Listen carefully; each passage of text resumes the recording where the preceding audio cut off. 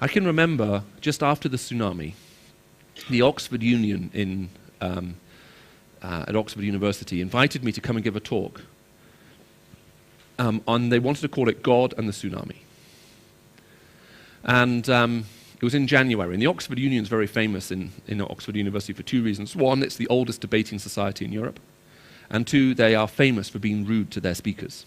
Okay? Some students like to bet on how rude they can be to the speaker. So they'll invite the Dalai Lama in, and then they'll see who can ask him the rudest and most embarrassing question. So it's not the most friendly of atmospheres to enter into. Sometimes they'll invite people in who they like to make fun of. So a while ago, they invited in one of the world's most famous porn stars. Then they invited that guy who did that gang style thing, whatever it is. How do you say it? Yeah. And it wasn't really because they respected them intellectually. Does that make sense? They just thought this should be fun. So when you get invited by them to speak, you sort of take a breath and you think, should I do this? And I remember writing back saying, look, Al, I agree to do this, but can we change the title? Because hundreds of thousands of people have just died, and it sounds to me like you're trying to pull a crowd on the basis of that, and I just feel a bit nervous about it. So is there any way we could call this God of Love, World of Suffering? And I promise you, in my talk, I will actually talk about this. And as I was preparing my outline, there was one sentence I kept putting in and out of my talk. And I don't know if any of you have ever preached in an area and you thought, should I say this or not, and you're not sure. And every time I rewrote my outline, so I'll put it in, the next time I'll take it out. Then I'll put it in, I'll take it out. In the end, I just put a big circle around it with a question mark and just had it there, thinking, should I say this or not? I got to the end of the talk and I thought, okay, I think I will say this. And what I basically said was, look, let's supposing that you feel I have given you a compelling intellectual case as to why there is a God of love and yet there is suffering in this world. You may well say to me, but Michael, doesn't the tsunami cause you to doubt? Even though you feel that at an intellectual level, you can somehow explain why the world is it is. When you see something on this scale, doesn't it cause you to doubt God? And I said, it would cause me to doubt God if I saw things happening in this world that God said wouldn't happen. If God said, look, this wouldn't happen, and then it happened, of course I would doubt him.